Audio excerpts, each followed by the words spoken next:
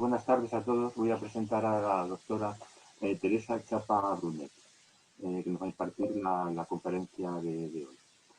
Es licenciada en Geografía e Historia por la Universidad Complutense de Madrid, doctora en Historia por esta misma universidad y catedrática de Prehistoria, también en la Complutense. Ha sido directora del Departamento de Prehistoria entre los años 2002 y 2006 y desde 2013 es directora del Centro de Asistencia a la Investigación de Arqueometría y Análisis Arqueológico de esta misma universidad. Sus líneas de investigación se centran en la arqueología ibérica, metodología arqueológica, arqueología funeraria y escultura ibérica.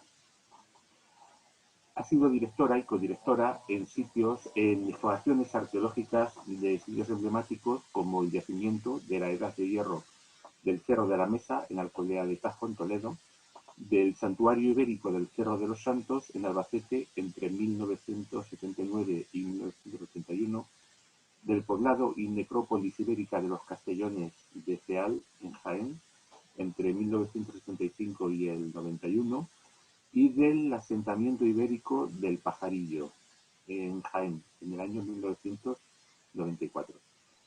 Entre sus proyectos de investigación figuran los titulados Escultura ibérica, Estudio iconográfico, tecnológico e historiográfico, La Dama de Baza y la escultura funeraria ibérica y el espacio, prácticas económicas y modelos sociales en época ibérica, el caso del Alto Guadalquivir.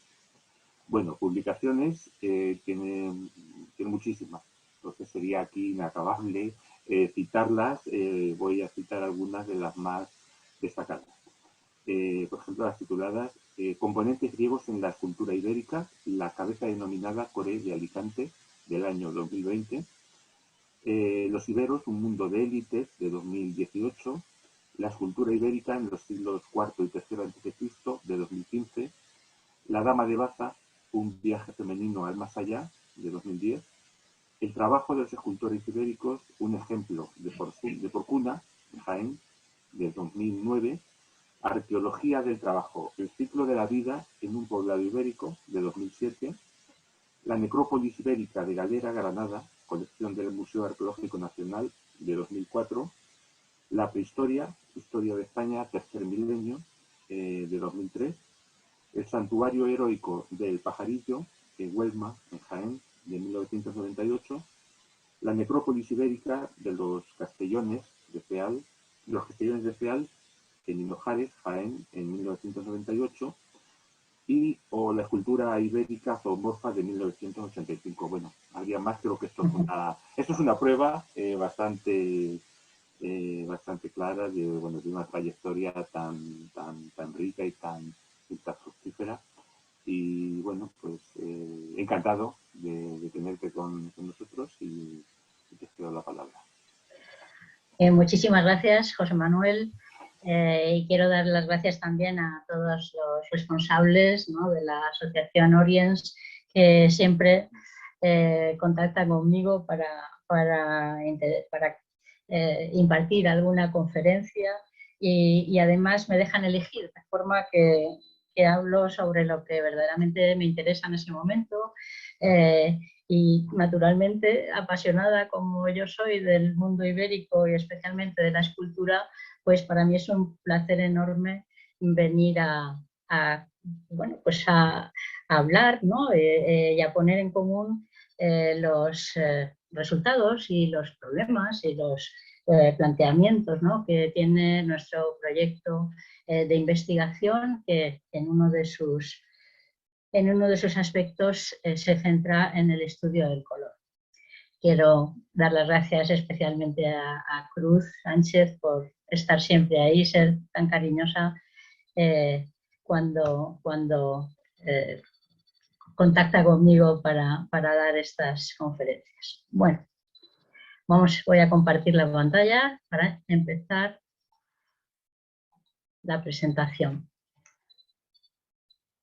que espero no se les haga muy pesada y y sobre todo que cualquier duda o comentario que podamos tener al final de la charla, pues servirá desde luego en mi caso para enriquecer los resultados y el proceso, ¿no?, de investigación de este tema.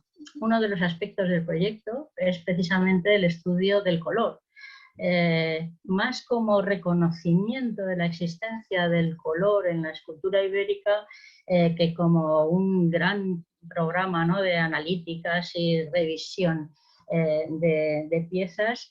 En estos momentos lo que estamos haciendo es sobre todo recuperar información, ver cuántos restos de escultura podemos inventariar en los cuales se ha podido, ¿no?, documentar la pintura, y creo que solo con eso ya se da un panorama bastante amplio sobre la importancia que tuvo precisamente el color en la obra final, ¿no?, en la obra final de los escultores ibéricos, que no se quedaron ni mucho menos en el aspecto que tenía la piedra desnuda.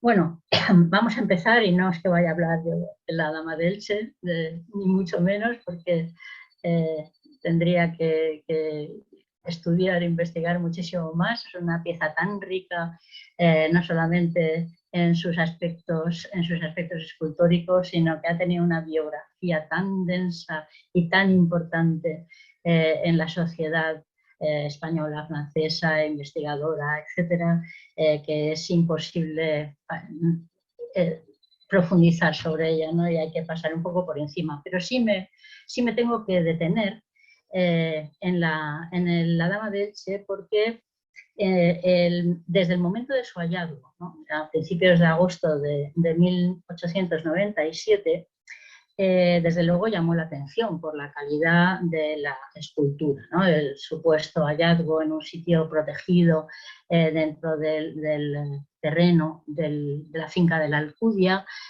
su pronta, ¿no?, difusión en Elche, donde la gente pudo admirarla, llamándola la Reina Mora, etc.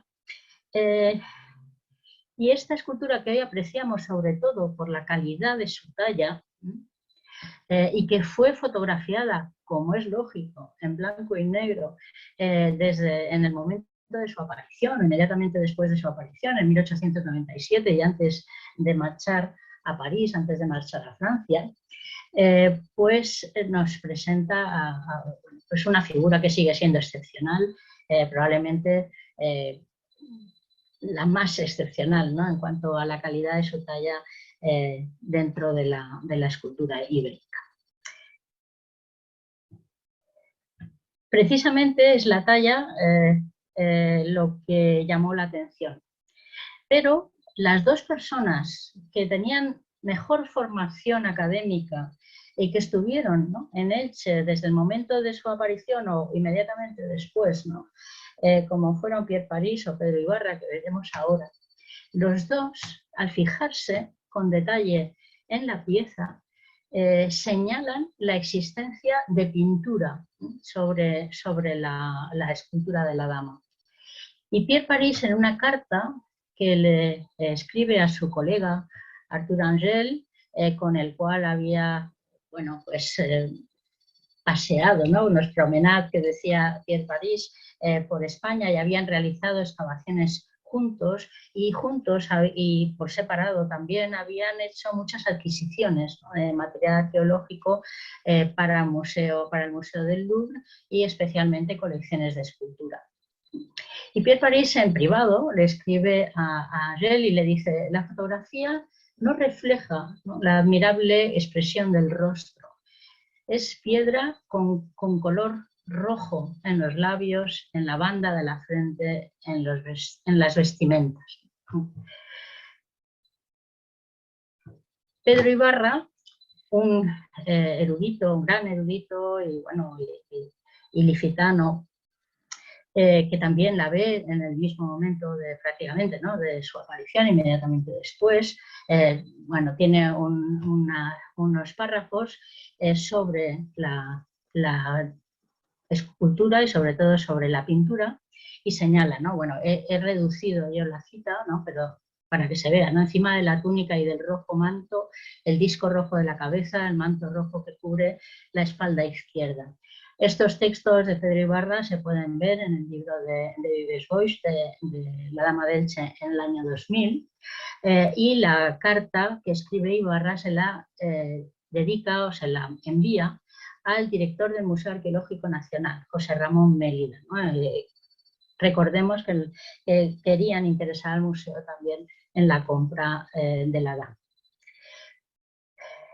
Bueno, sobre la dama hay muchísimo escrito, como he dicho antes, su biografía, sobre todo post hallazgo, es algo que no cabe en un libro ni en una tesis doctoral, pero bueno, los últimos libros que hay publicados sobre ella es este muy ilustrativo de Rafael Ramos, de La Dama de Elche, que ha salido en 2021, el libro de Carmen Aranegui también, ¿no? Sobre La Dama de Elche, y otro de Pierre Rouillard y Albert, ¿no?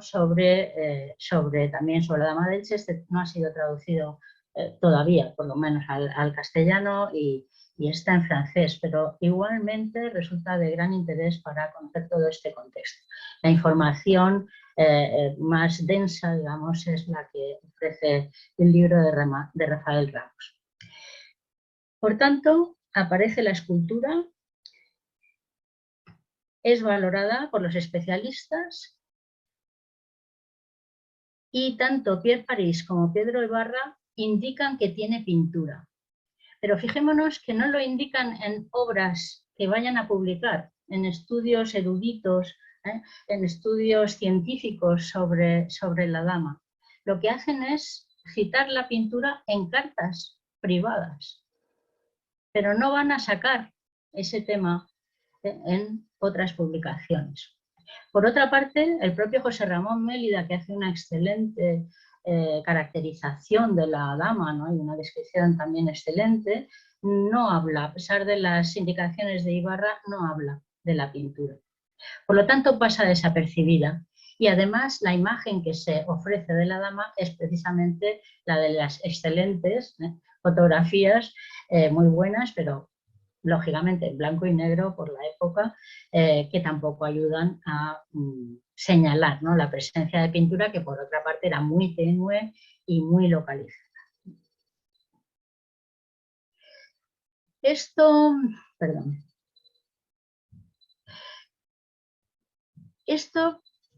Digamos, no voy a decir desprecio, pero sí minusvaloración de la pintura, hay que contextualizarlo en la tradición de estudios sobre arte antiguo que se está desarrollando en Europa desde el siglo XVIII e incluso desde épocas anteriores. En este libro de Philippe Joquet, El mito de la Grecia Blanca, que es un libro de bolsillo, pero excelente, ¿no? Con muchísima información, indica o propone, ¿no? Las razones por las cuales la sociedad europea no reconoce el valor de la pintura, incluso aunque sabe que algunas piezas tienen muestras evidentes de que habían estado pintadas.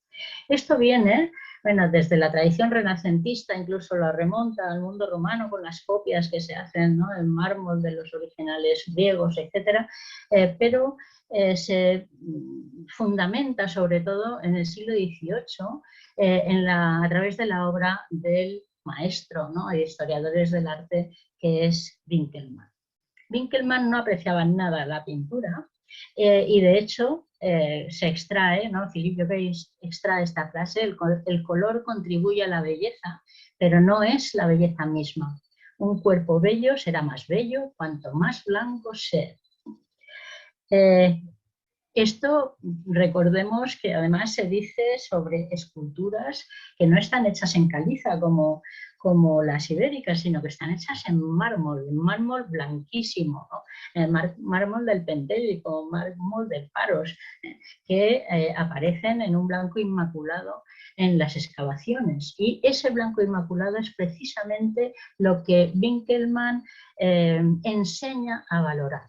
Valora las dimensiones, valora las proporciones, valora el aspecto general de la pieza, la calidad de los escultores, ¿no?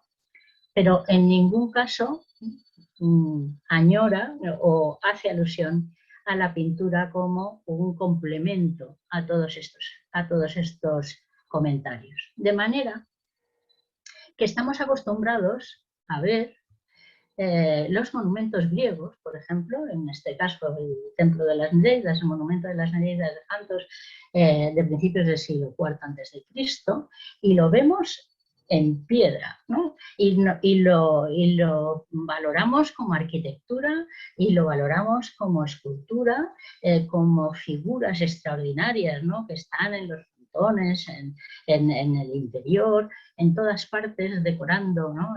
Como esculturas también exentas, decorando el intercolumnio, ¿no? del templo. Pero imaginemos que en época griega esto sería una especie de cromo, ¿no? Está pintado en gran medida, las figuras estaban pintadas y no se parecían en nada, es decir, esto parecería un monumento desnudo a ojos de los griegos, pero no lo es para nosotros. Nosotros creemos valorar profundamente, ¿no?, la arquitectura y la escultura griega precisamente cuando está desprovista de pintura. Esto no quiere decir que no hubiera investigadores que clamaran por la importancia de la pintura. Uno de los pioneros es precisamente Quatremère de Cancy, que escribe a principios del siglo XIX, escribe su obra El Júpiter Olímpico, el arte de la escultura antigua, y precisamente tiene un ensayo sobre el gusto de la escultura polícroma.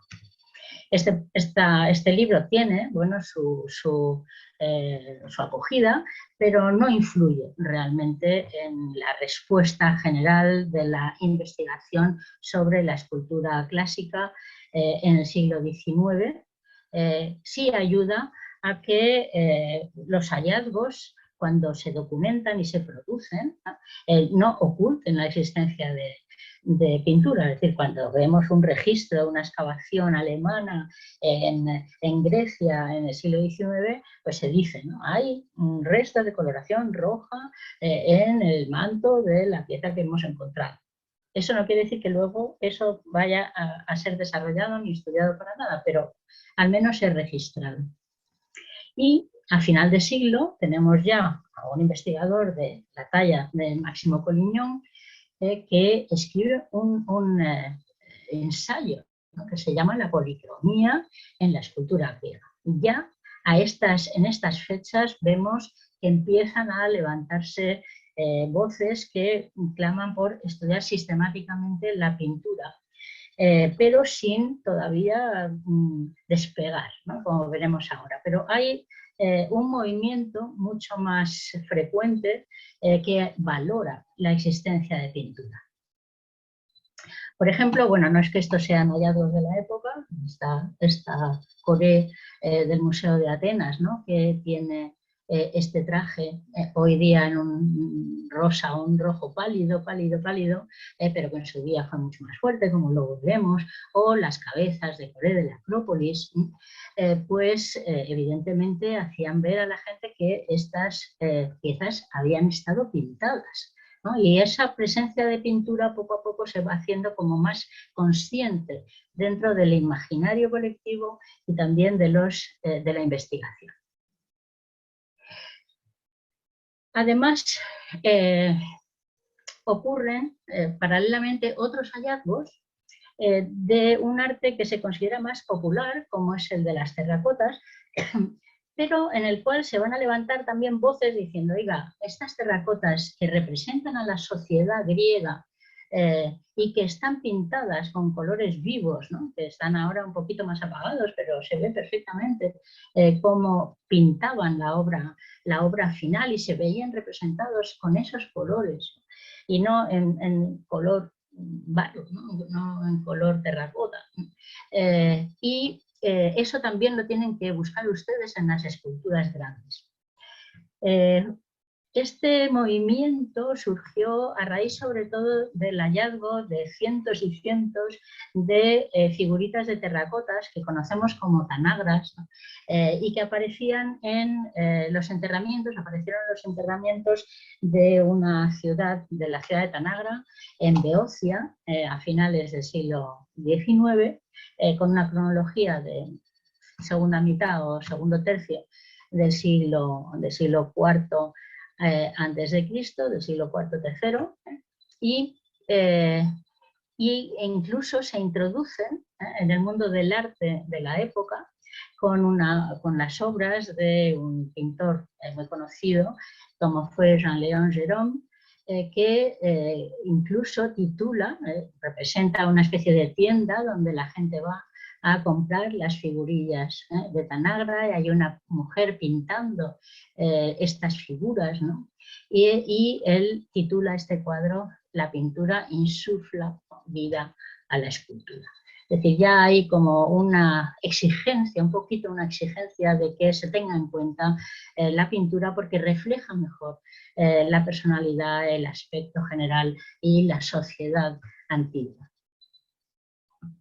Igualmente, hay autores alemanes como Georg Treu, que escribe un trabajo muy conocido que se llama "Debemos pintar nuestras estatuas", y se refiere a los cientos y cientos de vaciados, de copias en yeso, en escayola, que existen en las universidades y en los museos de toda Europa y de América para enseñar cómo es la escultura antigua a los estudiantes. Pero no solamente no están pintados, sino que además son mucho más blancos todavía que el original al ser en escayola. Con lo cual, él se pregunta si no, con los indicios que se tienen, estos vaciados no deberían estar pintados. Y cuando se hacen esculturas nuevas, los artistas hacen sus propias obras, empiezan, aunque sea tímidamente, a pintar esculturas que están inspiradas en el mundo clásico, ¿no? Como esta Cassandra de Klinger. No hay digamos, una tendencia general de investigación a investigar este tema por sí mismo. Por una parte, se trata de restos pues, muy perdidos en la mayor parte de los casos, y por otra parte existe una resistencia a la apreciación de la pintura sobre la escultura, porque lo que realmente se aprecia es la calidad de la talla, el volumen, las proporciones, la actitud, la representación del rostro, el juego, ¿no? de volúmenes de las figuras, etc. Pero no nos gustan pintadas.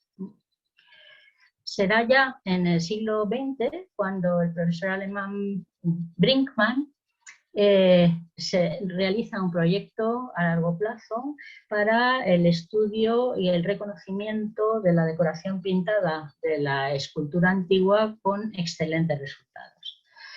Y se convierte un poco en el adalid en el a lo largo del siglo XX en la recuperación, en la propuesta, ¿no? de recuperar el aspecto que tendrían las piezas de un blanco tremendo, como aquí está un poco dorado. Realmente las esculturas del Templo de la Falla en China son blancas, a cómo serían cuando las vieran los griegos una vez terminadas.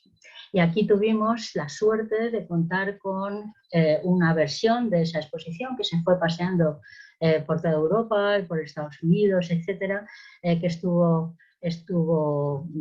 comisariada, ¿no? por Brinkmann y por el profesor Vendala, y que se editó este libro, El color de los dioses, que bueno, es una versión adaptada del catálogo general que tiene esta exposición.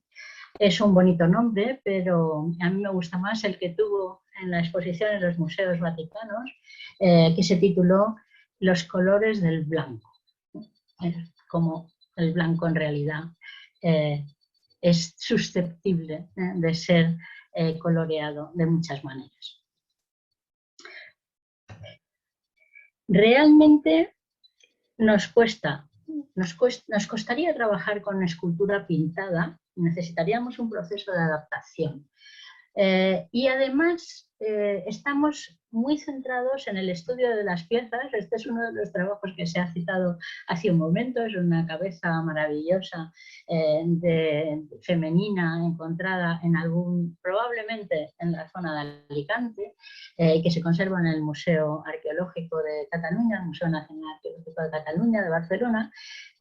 Y si yo tengo esta foto en color y tengo esta en blanco y negro, al final para mi estudio yo selecciono la de blanco y negro porque tiene una calidad tal, ¿no? La fotografía de Witte, del Instituto Arqueológico Alemán, que veo muchísimos detalles y puedo trabajar con esta figura más a lo mejor que con esta. Pero es que he prescindido del color y eso es lo que probablemente no puedo hacer, ¿no? Esto me sirve como elemento de juicio sobre la talla de la pieza, pero no puedo prescindir del color de la piedra para empezar y de los colores que, como veremos, aludiré al final, llevaría esta figura. Realmente una fotografía en blanco y negro es como casi se parece más a un escáner, ¿no? De los que hacemos ahora, un escáner en 3D, donde podemos ver perfectamente los detalles de la talla, ¿no? De esta pieza, por ejemplo, una preciosa cabecita de cierva del yacimiento de Jutia en Albacete, que bueno, la vemos en color, pero aquí bueno, pues nos interrumpe un poco la visión en la suciedad, los hongos, etcétera, y sin embargo en el escáner 3D no. Bueno, pues un poco la foto en blanco y negro realmente, si es muy buena como esta, ¿no? Pues sirve para estudiar la pieza casi como si la estuviéramos escaneando. Sin embargo, Pierre Paris decía que la Dama de Elche estaba pintada y que las fotografías no le hacían justicia. Otras piezas que recogieron él y el segundo especialista francés, Arthur Angel, y que llevaron al Museo del Louvre, también en realidad estaban pintadas y se veía la pintura, ¿no? En esta pieza, por ejemplo, del Louvre, aquí se aprecia mal, pero tiene marcadas unas zonas pintadas muy perdidas, ¿no? Pero se pueden ver. Es decir, la escultura ibérica desde que apareció, desde que fue reconocida y desde que fue incluso comprada y expuesta en museos como el Museo del Louvre, ya evidenciaba restos de pintura. Lo que pasa es que eso quedaba, como dijimos antes, para las cargas particulares y no tanto para los estudios científicos. También es verdad que, como vemos, los restos son muy matizados, no se ven demasiado bien, pero ahí están. Aquí, por ejemplo, tenemos a los guerreros de Osuna, que luego volveré a poner, ¿no? Que también están pintados o estaban pintados, ¿no? Y que tenían que haberlos visto perfectamente, Arthur Angel y Pierre Paris, cuando los compran y los llevan a París, en el Museo del Louvre, pero que tampoco reciben una línea en cuanto a la presencia de pintura. Pues si la reciben es muy somera y no tiene repercusiones en su estudio.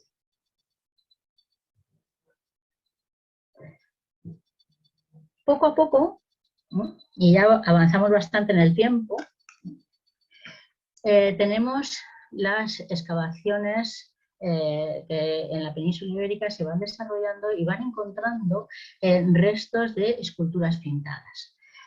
Hay que hacer notar el caso especial y extraordinario de la Alcudia de Elche, con restos en algunos casos muy bien conservados, con este personaje, con su manto y su fíbula, los guerreros, el conjunto de guerreros, como este interior, bueno, aquí se ve muy mal, pero tiene coloración roja, el guerrero con el pectoral de la figura del lobo que tiene, como se puede ver aquí, algunos roleos, luego quizás lo podemos ver un poco mejor, ¿no?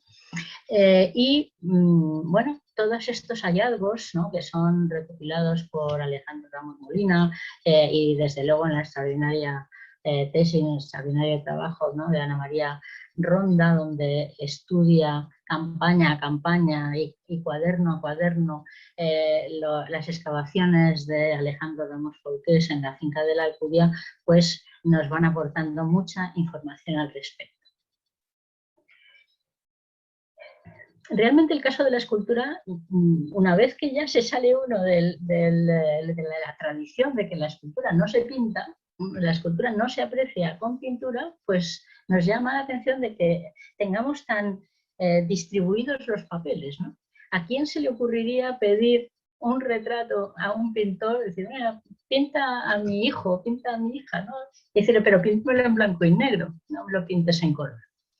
Pues claro, eso sería impensable, ¿no? ¿Cómo vamos realmente a hacer el retrato de una persona si no le dotamos del color, de la expresión del rostro, de sus ojos, de su traje? O sea, toda la riqueza que en un retrato como este está expresada por el color, pero es que en la pintura, y por eso tiene ese nombre probablemente, pues evidentemente lo que buscamos es un tratamiento maestro no solo de la forma, del dibujo, sino del color. Pero pintores, por ejemplo Joaquín Sorolla, cuando es retratado por Mariano Benlliure, pues a nadie le extraña que un cuadro de Joaquín Sorolla sea en color, pero cuando Mariano Benlliure va a hacer la escultura de Joaquín Sorolla, ni se le pasa por la imaginación pintarla, aunque está representado como pintor. Es decir, aunque tiene su paleta de pintor, etcétera, etcétera, pero la piedra se labra y se expone desnuda, porque, bueno, eso tiene un sentido, ¿no? Es decir, la piedra es un objeto, es un elemento perdurable, es un elemento que no tiene que distraernos respecto a la representación, a la expresión, al volumen. Es un poco la misma visión, ¿no?, que nos heredera de Winkelmann, ¿no? Y cuando Benlliure es representado tallando, pues en ningún caso está pensando pintar, ¿no?, esto que está tallando. Eso es algo muy arraigado en la época moderna, que las esculturas, salvo que sean de arte popular, salvo que sean imaginería, sobre todo en madera, por ejemplo, religiosas, etcétera, pues no se concibe. Sin embargo, en la época antigua, en la época medieval, etcétera, sí, ¿no?, sí se hacía. Por ejemplo, yo pensaba esta tarde cuando monté la diapositiva, pensaba, si a mí, o sea, yo jamás tendría un objeto arqueológico en mi casa, pero si a mí me ofrecieran, mira, te vamos a dar a elegir si te llevas a Frasiclea, a esta joven griega, tal y como está ahora en el Museo Nacional de Atenas, con esos colores que se atisban, pero que son muy, muy tenues, ¿no?, que se han perdido en gran medida, o tal y como el profesor Brinkmann, ¿no?, vio que podía haber estado pintada por la documentación analítica que tiene de estos elementos, pues, bueno, pues ya me llevo esta, ¿no? Probablemente no me llevaría el cromo, como me decía alguien, no me llevaría la imagen pintada. Y ahí no puedo separarme más de los griegos antiguos. Es decir, estoy situándome en una posición presentista que nada tiene que ver con lo que querían hacer los escultores antiguos. Ninguno, como decía Treu, esculpir es pintar. Ningún artista consideraba que su escultura estaba terminada si no había sido totalmente pintada. Y de ese paso nosotros, pues por valga la redundancia, pasamos bastante olímpicamente. Bueno, volviendo al mundo ibérico, el hecho fundamental que nos vuelve la mirada hacia el uso del color en la escultura ibérica es el hallazgo de la Dama de Baza el 28 de julio de 1971. Que afortunadamente tiene pues un hallazgo controlado en el cual se pudieron salvar en gran medida los colores maravillosos que conserva y que hacen de ella una escultura prácticamente única, ¿no? No solamente en la península, sino en buena parte del Mediterráneo. Aquí tenemos al profesor Presedo, como es lógico, orgullosísimo con su hallazgo, que ya está limpio y ya está dispuesto para trasladarse.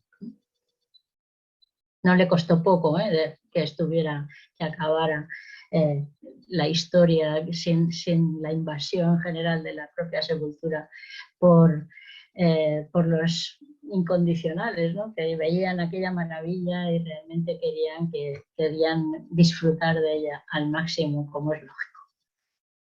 Bueno, sabemos que la pieza se carga en un camión, se desplaza a Granada y de Granada llega al Museo Arqueológico Nacional. Aquí tenemos al doctor Navarrete, González Navarrete, que está observando la llegada de la dama, que llega al Museo Arqueológico Nacional en bastante malas condiciones.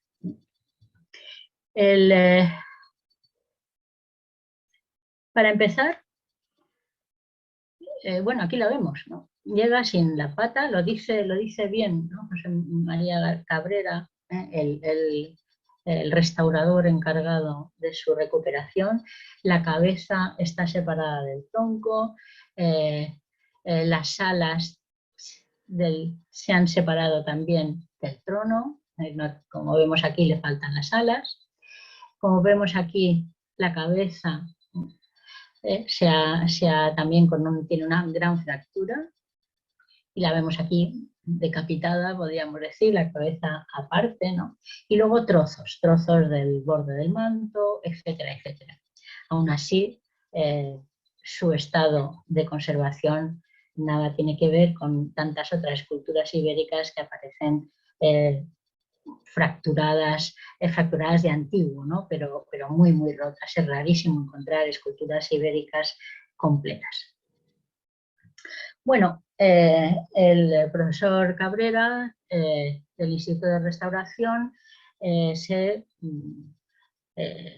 dedica a realizar un trabajo exhaustivo de conservación, restauración e identificación en lo que a nosotros nos interesa de los colores de la dama y ya extrayendo muestras mínimas que además toda la parte sobrante de esas muestras es guardado escrupulosamente en el Instituto de Patrimonio, pues porque luego han sido reanalizadas, ¿no?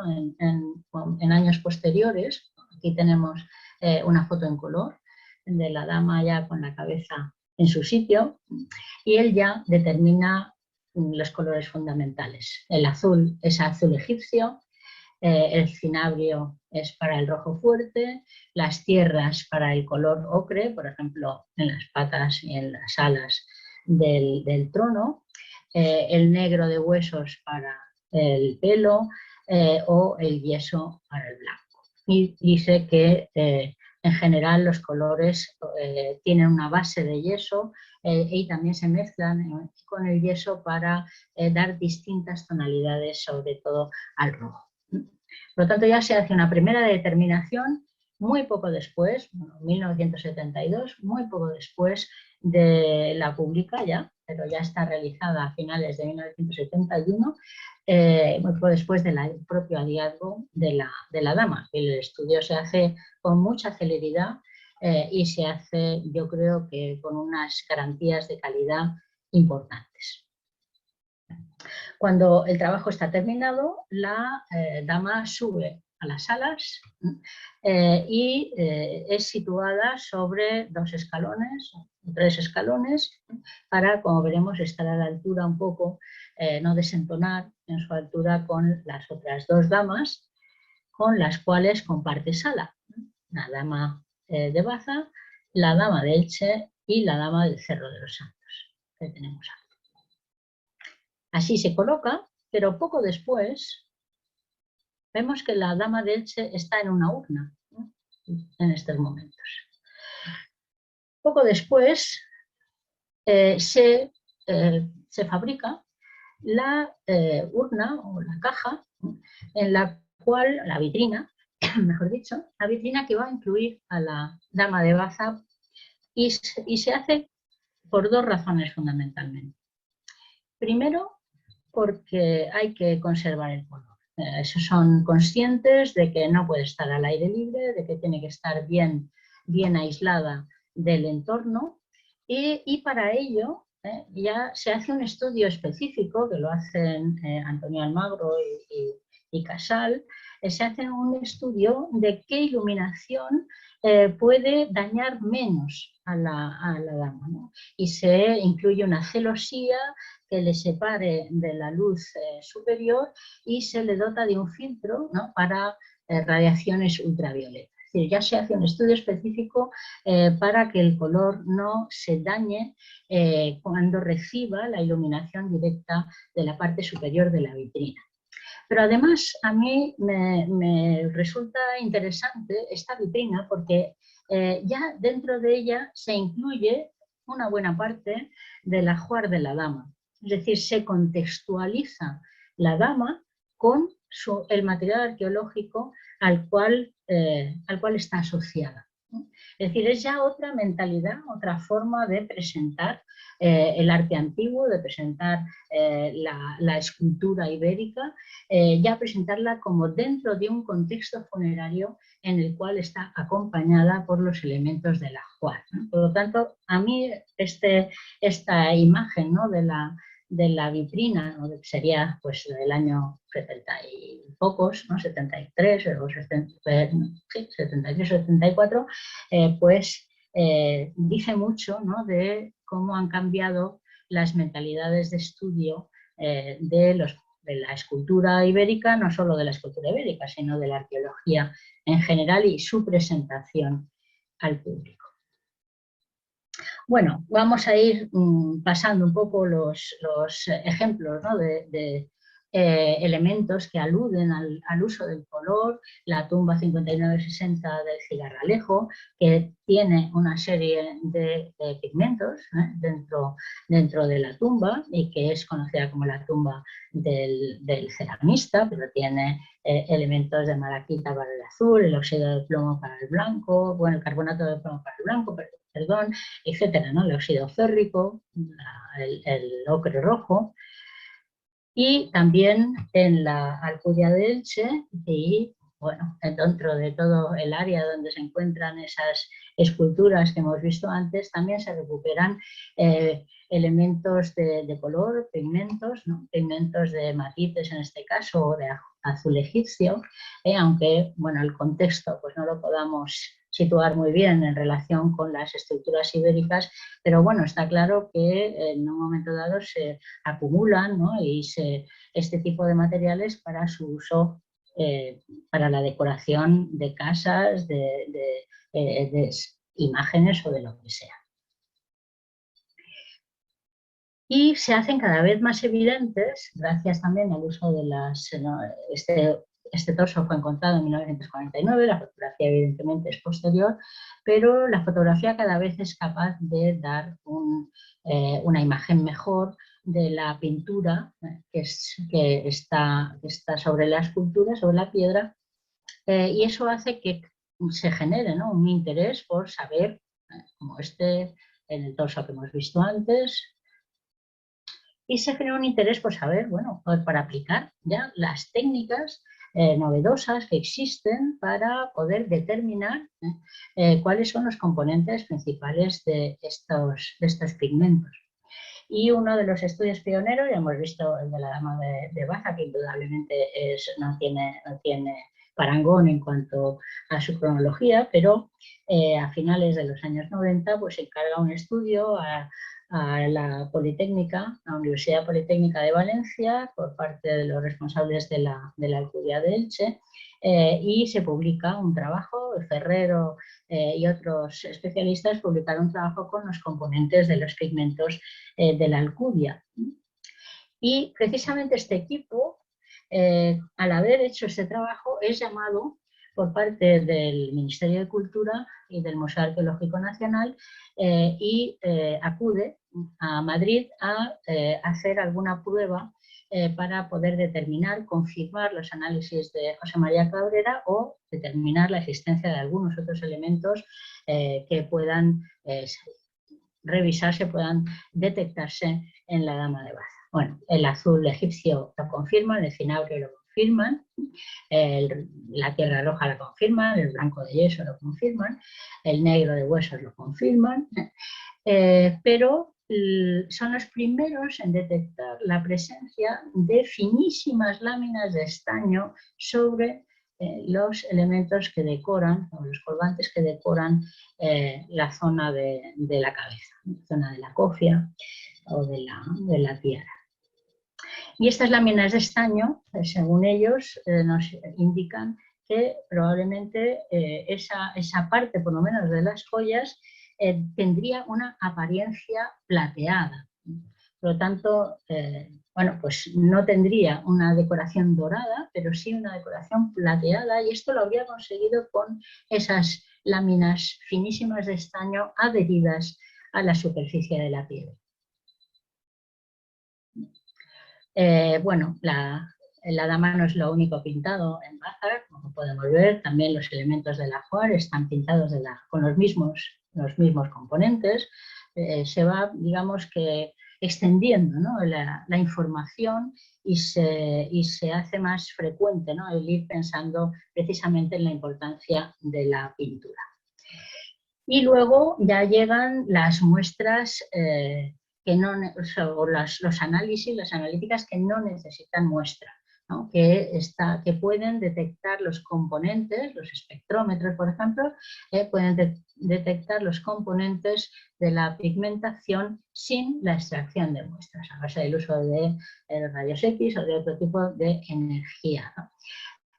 Y de nuevo, la dama de Baza y la dama de Elche son sometidas a este tipo de análisis que no necesitan contacto y que por lo tanto pues siguen enriqueciendo la lista de posibles analíticas y la fijación de detalles relativos a los pigmentos. En estos casos pues tenemos lo mismo, es decir, la dama de Elche, ahí no se aprecia bien, pero la dama de Elche, además de todo lo que se había dicho, pues tiene en los rodetes tiene ocre amarillo y trazas de oro pimente, y en las joyas de los collares oro, ligerísimas planchitas de oro, laminillas de oro y un pigmento ferruginoso. Y en el caso de la dama de Baza, el estaño que daría una apariencia no ya dorada, sino plateada. Bueno, poco a poco, voy a ir adelantando, poco a poco se van revisando, porque hay procesos de limpieza, de consolidación, etcétera, de diversas esculturas del Museo Arqueológico Nacional, aprovechando las obras que mantuvieron cerrado el museo por reformas hace unos años, y en la Dama de Cerro de los Santos, que nadie había pensado que tuviera algún resto de pintura encima, también se llegó a detectar que si ponemos un filtro un poquito más forzado, vemos que quedan restos en algún lugar de que realmente la cara la tenía pintada con un suave color rosado, como sucede con la dama de Baza, o el cuello también ha conservado ligerísimas trazas de color en la zona de contacto con la túnica. Incluso, y esto ya sí que no se ve a simple vista, ¿no?, en la publicación de María Antonia Moreno, ¿no?, y García Martínez, donde hablan de las intervenciones, pues señala que entre los collares encuentran carbonato de calcio, óxido de hierro y algo de azul egipcio. De manera que, bueno, no se puede determinar claramente cómo fue la coloración en esta zona, pero que la tuvo, eso ya sí que no cabe duda. Bueno, otras piezas, no voy a pararme, pero bueno, algunas algunas encontradas más recientemente, como este guerrero, ¿no?, de las Agualejas de Monforte del Cid, que se conserva en el Museo de Monforte del Cid, no lejano a Elche, que recomiendo vivamente visitar, ¿no? Porque los hallazgos de este yacimiento y de todo el territorio de Monforte pues son extraordinarios, ¿no? Pero tiene claramente conservado, no es que se vea así, esto está hecho con un filtro del que luego hablaré para reforzar el color, ¿no? Esta sería la pieza es donde se ve efectivamente la coloración, pero vemos hasta qué punto pues, hubo decoración pintada con cierto detalle en algunas zonas de la vestimenta y de la anatomía. Aquí tenemos el relieve de la Albufereta, desgraciadamente perdido, pero que fue reconstruido, fue coloreado por indicaciones de Figueras Pacheco, que lo mandó, digamos, reproducir y colorear, según Llobregat, exagerando desde luego la tonalidad y la diversidad, ¿no?, de colores, pero aún así, bueno, pues también conservaba restos de pintura. El guerrero de Baza, un busto un poco desproporcionado en sus características, pero que tiene, pues eso, se ha localizado negro de huesos, tierra roja, cinabrio, etcétera, etcétera. Un elemento muy característico de las esculturas ibéricas, que son las tiras cruzadas sobre el cuello, están exclusivamente pintadas. Es decir, nos perderíamos este detalle si no conserváramos la pintura y no la pudiéramos observar detalladamente. Y como vemos, al igual que en el caso de la Dama de Elche, pues es un busto que tiene una apertura por detrás y que procede de una necrópolis. Es decir, que en este caso parece claramente que se trata de una escultura de carácter funerario. Bueno, hablábamos antes de las esculturas de Osuna.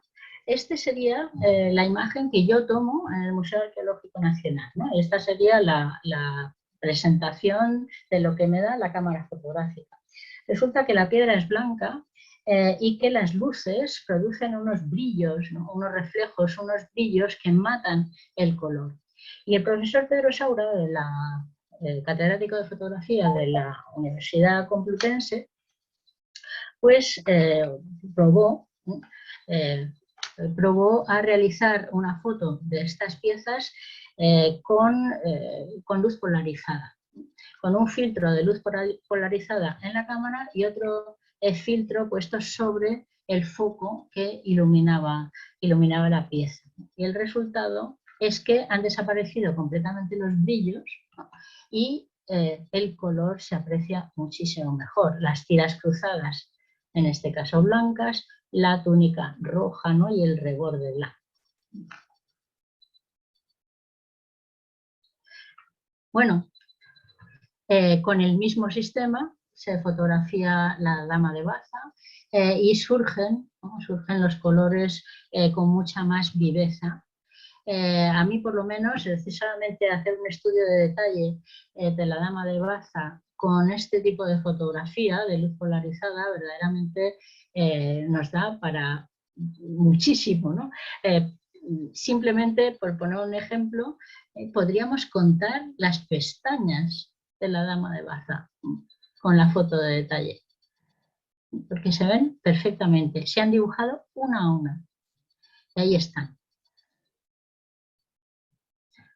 El damero del manto, que está dibujado también, ¿no?, aquí con carbón o con grafito, o con lo que sea, pero está dibujado previamente y luego relleno de pintura. Y la aplicación no solamente del sistema de luz polarizada, sino del famoso filtro Distress que usa tanta gente que trabaja en arte rupestre, ¿no? Bueno, pues como es muy fácil de conseguir y se puede poner en el móvil directamente, ¿no? Pues bueno, si se quiere trabajar con él un poco más en serio, pues hay que adquirir el programa, que tampoco se arruina a nadie para un ordenador, pero para un móvil es gratuito e inmediato. Y tenemos una fotografía de la Dama de Baza, tal y como se veía, ¿no? dentro de su vitrina, cuando estaba localizada por obras en otro lugar del museo. Y se me ocurrió, pues ya que podemos ver figuras rojas en óxido de hierro del arte rupestre con el filtro Die-Stretch, y se ve mucho mejor, vamos a aplicar el filtro Die-Stretch a la dama.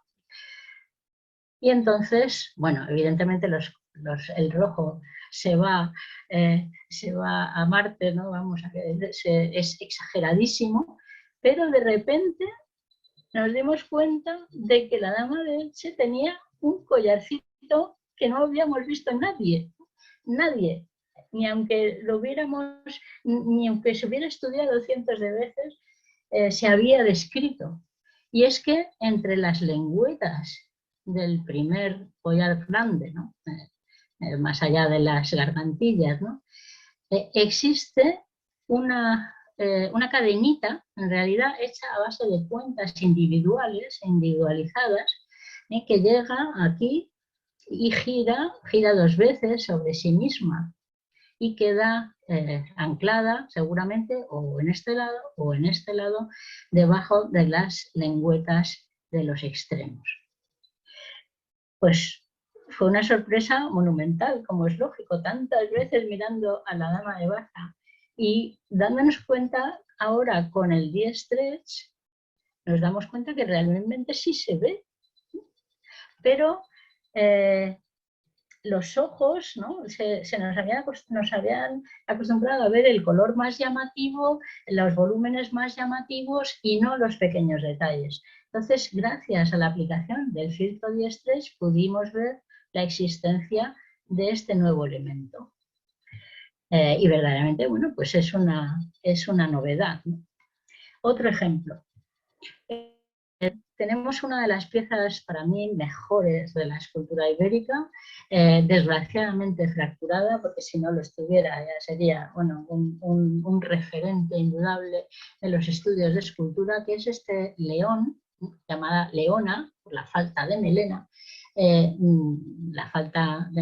plástica, digamos, que se encontró en Elche, en la ciudad de Elche, no en la Alcudia de Elche, que se encontró en Elche, fue rescatada por Alejandro Ramos Folqués y fue trasladada al Museo de Elche y hoy se conserva en el Museo Arqueológico y de Historia de Elche, el MAE, museo que desde luego también creo que merece indudablemente una visita, que se puede combinar perfectamente con Forte del Cid.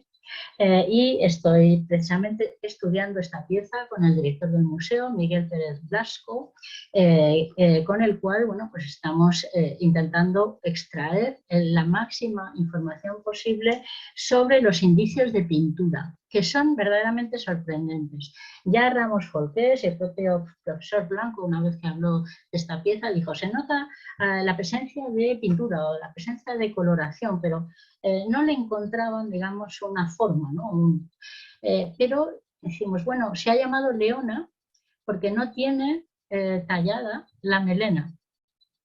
Aquí vemos los indicios, esta sería la línea que separa el cuello del cuerpo, esta parte de aquí arriba sobre todo, y vemos una serie de manchas rojas.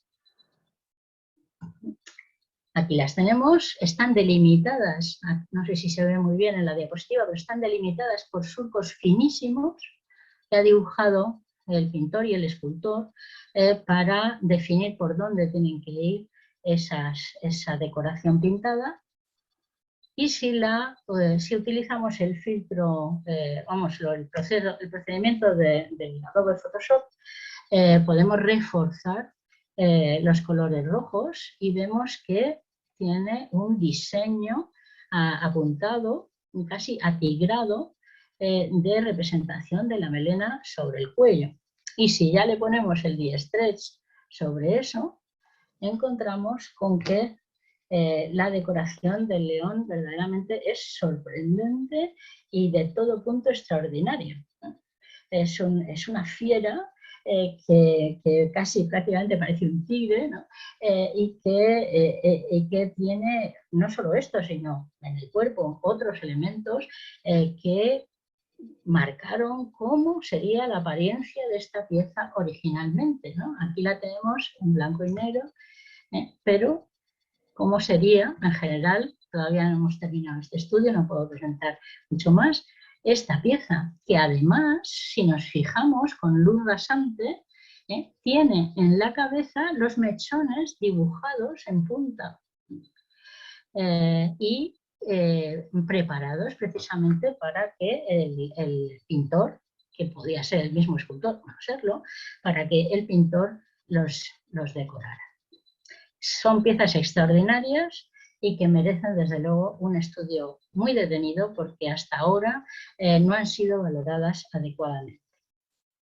Bueno, no me voy a entretener porque bueno, todavía creo que me queda un ratito, ¿no? Pero bueno, voy a ir directamente al grano para no aburrir tanto.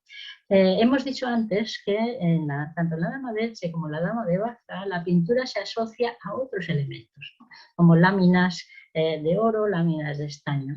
Realmente hay muchas esculturas ibéricas que tuvieron complementos de otros materiales y eso les dio, además de la pintura que llevaron encima, les dio otra sensación de color, de volumen, etcétera, ¿no? Por lo tanto, el hecho de que aquí no encontremos pintura, en esta pieza con la que voy a comenzar esta breve secuencia, ¿no? del torito, llamado torito de Porcuna, que como dicen muchos parece un todo de marfil, porque aquí para que se vea un poco de volumen se ha tostado un poco la superficie, pero es que el todo es blanco, blanco, blanco, blanco. Y si lo vemos por sus lados, vemos que tiene una serie de orificios, ¿no? Aquí uno, aquí otro, aquí otro.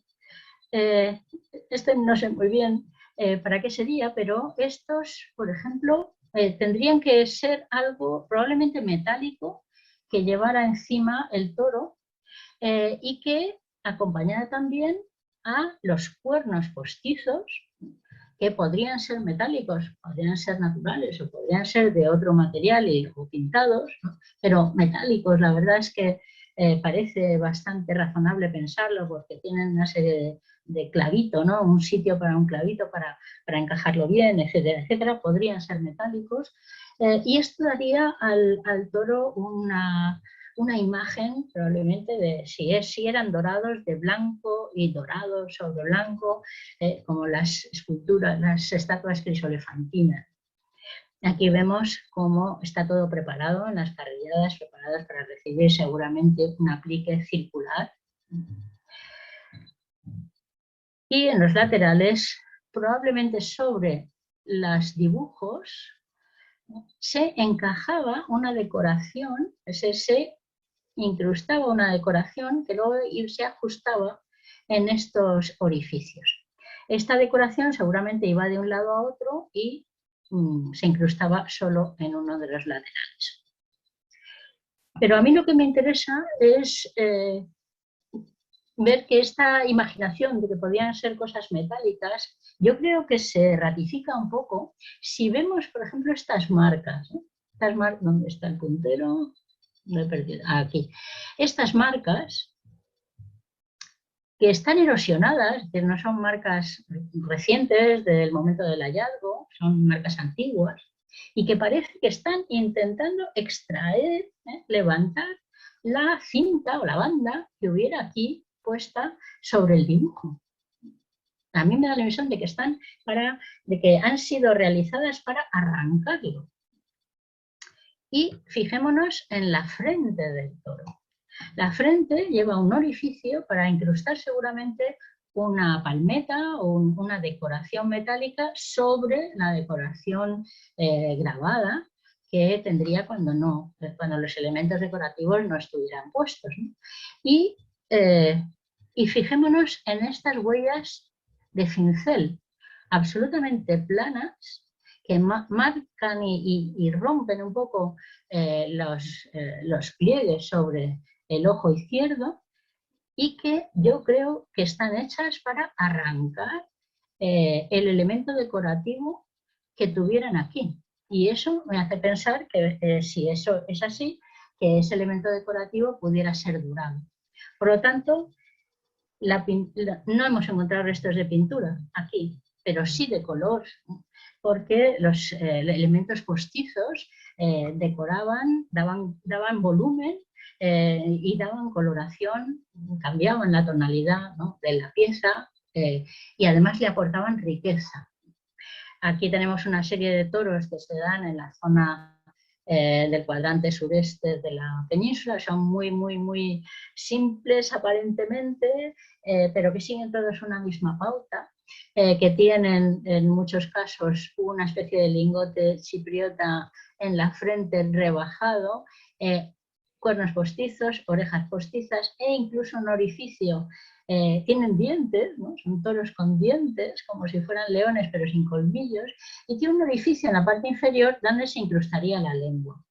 En su momento, ahora la pieza que se puede ver en el Museo de Alicante es una pieza de Villajoyosa, se puede ver así, pero en su momento se hizo una restitución con las orejas, los cuernos y los adornos y la lengua postizos, y verdaderamente nada tiene que ver la pieza, el toro que vemos a la izquierda con el toro que vemos a la derecha. Es decir, le aporta personalidad, le aporta riqueza, le aporta empaque, cambia completamente, ¿no?, como en esos elementos que no están pintados, ¿no?, son elementos metálicos, pero le dan color.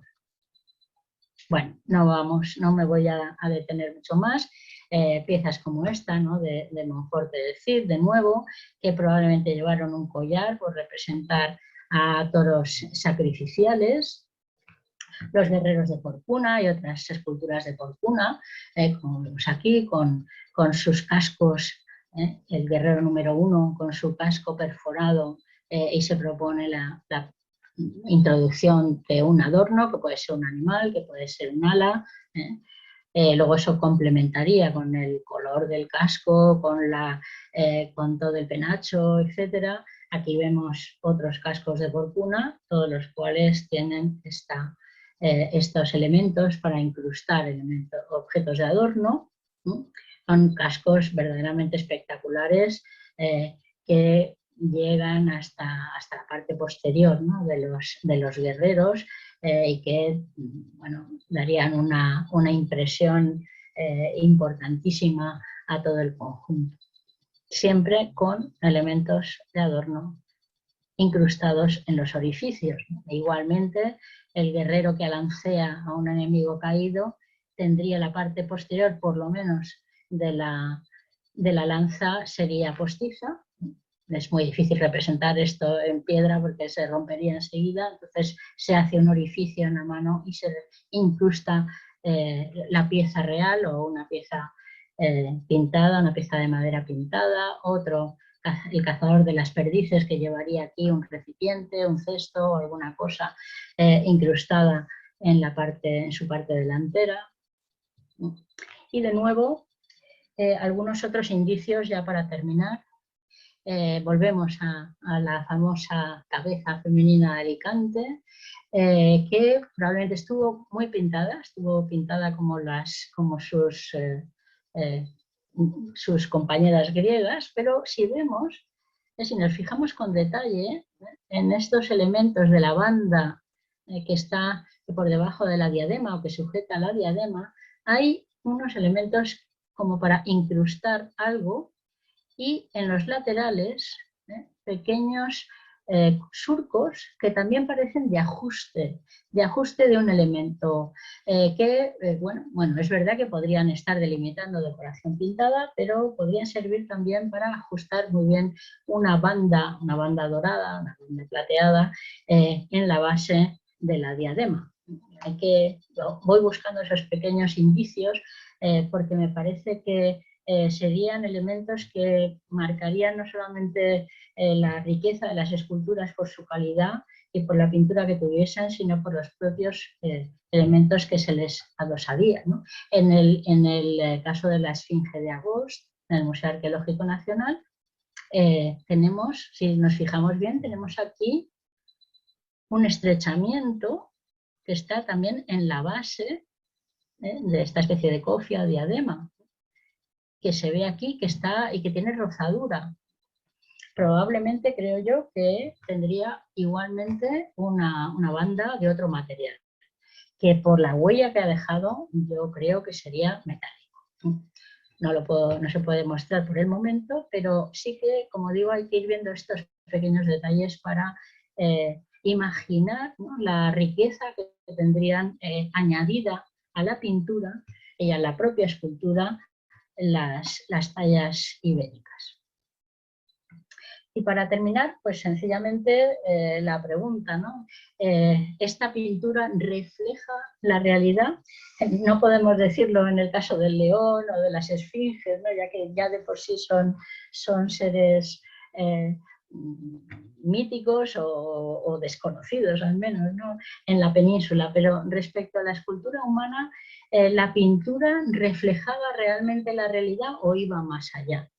Yo personalmente creo que la pintura refleja la realidad, que la dama de Baza con su banda ajedrezada está reflejando cómo sería realmente su manto y la túnica exterior a juego, que sería azul, que tendría todos estos colores, que tendría esa banda, ese listón azul en el extremo. Fijémonos cómo para el mueble no utilizan el mismo rojo, porque yo pienso que lo que están señalando es que es un mueble de madera.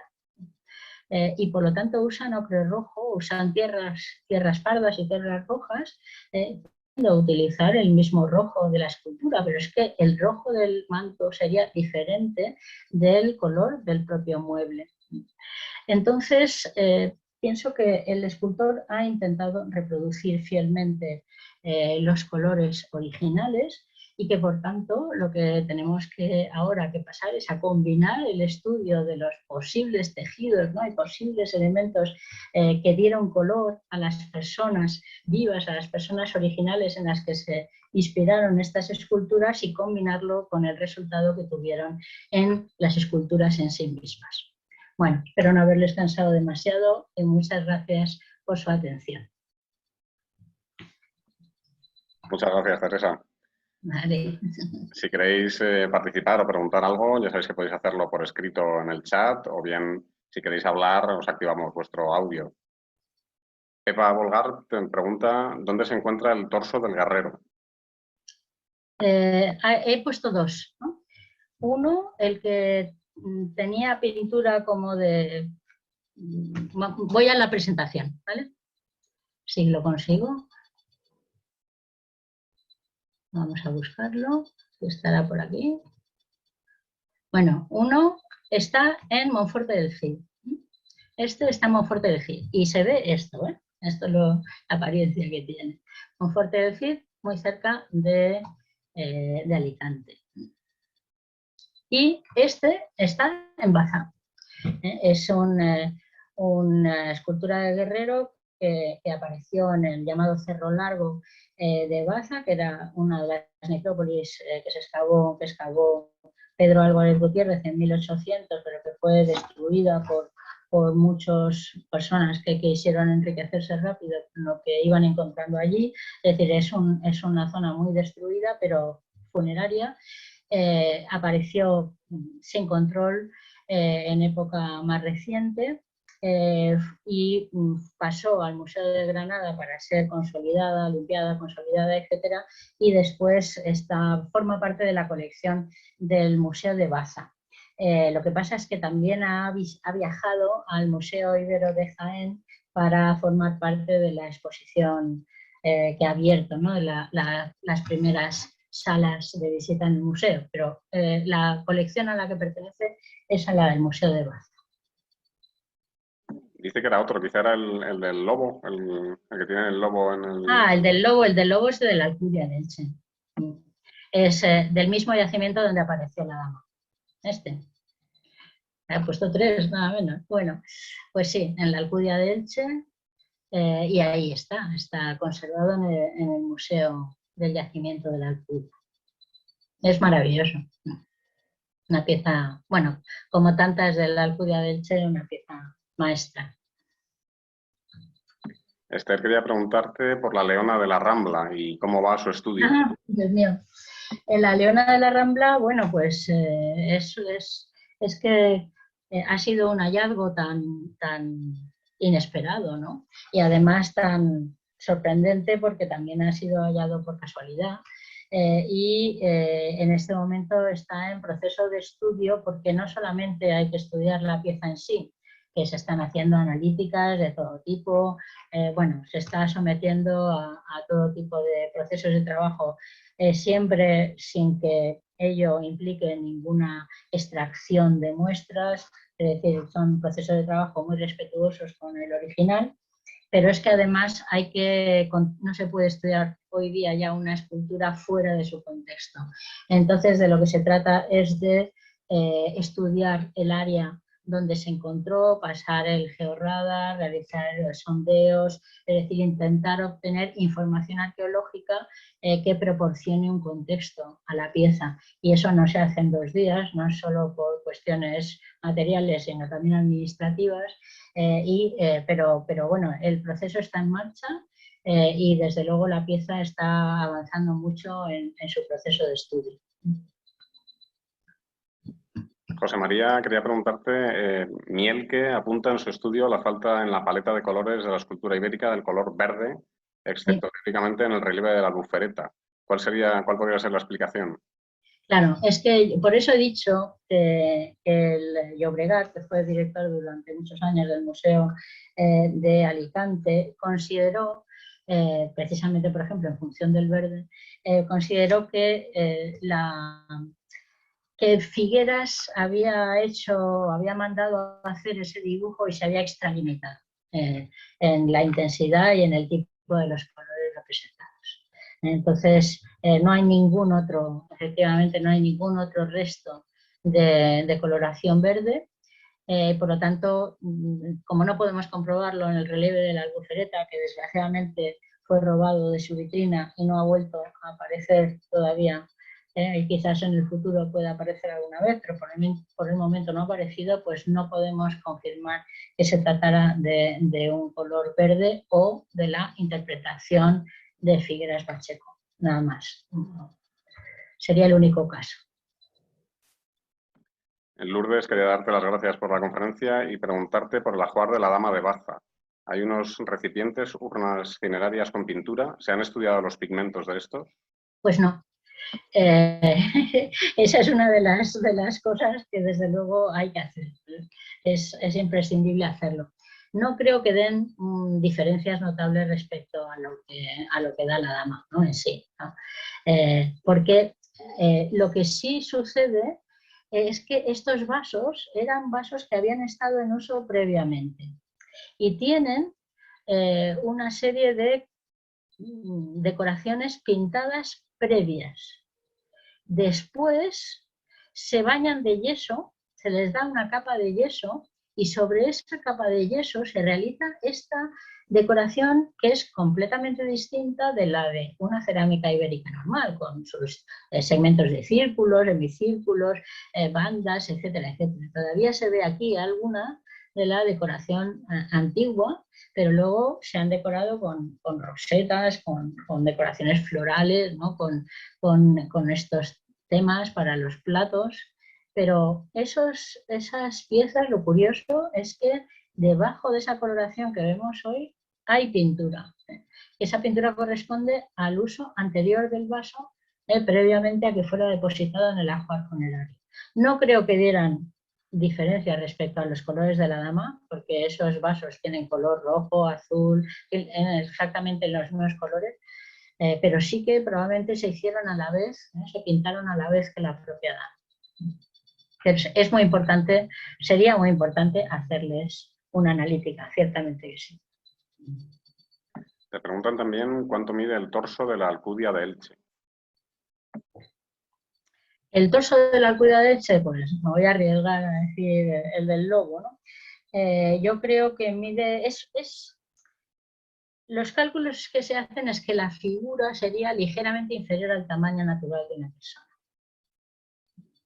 Es decir, que puede tener a lo mejor 35 centímetros de alto, 40 centímetros de alto, pero en general el volumen del torso da la impresión de que era originalmente una figura un poco menor del tamaño real de una persona de unos 65, por ejemplo, unos 70, ¿no? Hay que tener en cuenta que los escultores están muy condicionados por las posibilidades de obtener bloques de dimensiones más o menos estandarizadas y más o menos grandes.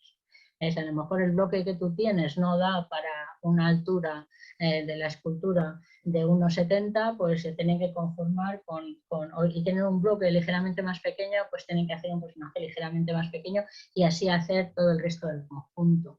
De forma que eso no solamente es cuestión de estrategia o de tradición, sino que el propio bloque que has extraído también te está condicionando, ¿no? Si no consigues exactamente lo que tú quieres o si los sedimentos que conforman la caliza de la cantera tienen unos límites, pues no se puede. Por ejemplo, las esculturas de porcuna, ahí he puesto el torito que he puesto con los apliques, es de piedra de porcuna y es muy plano, porque en porcuna los paquetes de piedra no pueden tener más anchura. Entonces, la sedimentación no tiene suficiente altura para hacer una pieza muy grande.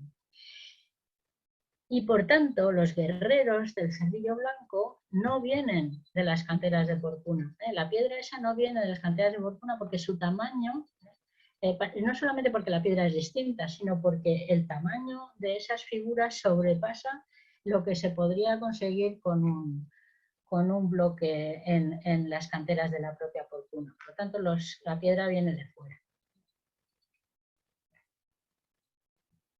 Arturo, quería preguntarte si en el momento actual de las investigaciones se considera que las tallas estaban pintadas por completo o si estaban solamente algunas zonas o algunos motivos específicos. Sí, por ejemplo, aquí tenemos a la dama de Baza. La dama de Baza tenía la túnica esta de azul con el reborde. Esto probablemente el manto, esta parte del manto probablemente sería blanco de lana, un blanco de... y las túnicas inferiores, internas, que están plisadas, ¿no? La de abajo está plisada, seguramente serían blancas también representando el lino blanco. Por lo tanto, parte de las piezas no estarían pintadas porque representaban el color blanco. Puede que tuvieran una capa de yeso ligero, un baño para aclararlas, o puede que ya de por sí tuvieran un contraste suficiente con las zonas pintadas. Pero yo creo que si lo que tú estás representando es blanco, pues entonces no se pinta. Y ahí pues ahí hay muchas posibilidades, ¿no? de jugar con el color. Yo creo que la mayoría de los mantos buenos de lana serían blancos, excepto en los bordes. No es tan fácil, ¿no? hacer talla, no es tan fácil tener un manto, lo puedes hacer de un color uniforme si tiñes la lana, pero luego, si no, hacer dibujos en el tejido de lana con distinta coloración, eso ya supone un trabajo de telar muy complejo. Lo normal es que fueran de una lana muy limpia, muy buena y en general blanca. Y los rebordes, como el de la dama de Baza, serían tiras añadidas se han hecho algunas pruebas, hay unos vídeos en el Museo Arqueológico Nacional donde estarían cosidas al resto del manto. Lourdes pregunta también si en el terreno de la dama de Elche se encontró algún objeto o ajuar. Asociado a la dama, no. La dama, supuestamente, porque claro, todo esto hay que fiarse, ¿no? de una documentación que es tan antigua, pero la dama de Elche se encontró en la base, pegada, digamos, a una zona que es de muralla, donde están empezando a excavar ahora, ¿no? Distintos equipos especialistas y que van a sacar resultados pues, muy prometedores, indudablemente, muy interesantes. Parece que, bueno, según lo que se dice, apareció protegida por una serie de lajas de piedra y rellena de tierra suelta o arena. Es decir, la idea que se da es de que la dama fue trasladada desde algún punto donde estaría su necrópolis, donde estaría el lugar con la dedicación que fuere, que sería su contexto originario, y que se puso ahí para protegerla. Entonces se descontextualizó originalmente, pero no se llevó con ella ningún otro objeto que la acompañara. Entonces carece totalmente de ajuar o de elementos arqueológicos asociados. Esther quería saber, las ánforas encontradas en Baza, ¿qué factura tienen? Bueno, son un tipo de ánforas que aparecen en las necrópolis ibéricas de la zona y también en los asentamientos, ¿no? Son, bueno, tienen una factura, como ya se sabe que las ánforas ibéricas también son bastante únicas, ¿no? Son bastante de influencia, ¿no? Del sureste, etcétera. Y bueno, pues la curiosidad de Bazas que aparecieron en las esquinas de la tumba. En otros yacimientos aparecen ánforas pintadas, en Galera, por ejemplo, aparecen unas ánforas, unos pizois grandes con pintura. Aquí parece que también tienen un revestimiento, pudieron probablemente estar pintadas, pero no se ha conservado más, no podemos decir nada más de ellas. Y son de un tamaño tirando a pequeño, ¿no? En general respecto a las ánforas que solemos encontrar, o tirando o muy pequeñas respecto a las ánforas que solemos encontrar en las casas, ¿no? En las estructuras domésticas. Francisco Vives te saluda y quería preguntarte, en los restos de limpieza de la Dama de Elche se encontró una partícula micrométrica de pan de oro. ¿Hasta qué punto se puede descartar que sea producto de una contaminación de otra pieza o se puede asegurar que las joyas estaban doradas? Bueno, realmente quién sabe cuándo, ¿no? Pero es raro, yo creo, que se detecte una pequeña partícula, ¿no? De pan de oro que se pueda pegar de otro contexto, teniendo en cuenta la historia de la dama y cuándo se ha descubierto la famosa partícula. Yo, de todas formas, todo lo que se refiere a la dama de Elche creo que hay que mirarlo con muchísima calma, pero dado que la dama de Baza tenía unas joyas, parece que sí, en este caso sí se confirma, tenía unas joyas de apariencia plateada, a mí no me extrañaría que las joyas de la dama de Elche, los collares, que es donde se encontró esta partícula, pudieran tener ese elemento dorado de oro que les infundiera esa riqueza extra, ¿no?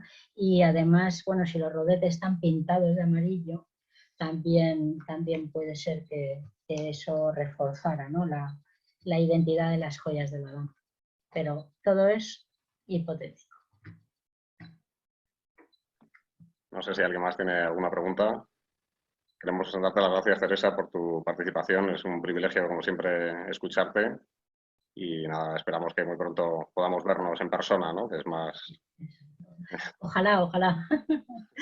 Bueno, esto no está mal, ¿eh? Porque gente que a lo mejor está fuera y tal y que no hubiera podido venir, pues nos ha acompañado esta tarde. O sea, eso sí, eso es verdad. Que tiene esa ventaja también. Quizás en el futuro haya que hacer conferencias mixtas, ¿no? A la vez online y presenciales. Claro que sí. Claro, bueno, muchas gracias a vosotros, a todos por la organización y por darme oportunidad de hablar del tema del color, que ahora desde luego es una cosa que me interesa muy especialmente, sobre todo con las nuevas, ¿no? Evidencias que se van descubriendo. Es un placer, Teresa. Muchas gracias. A vosotros. Un abrazo. Adiós.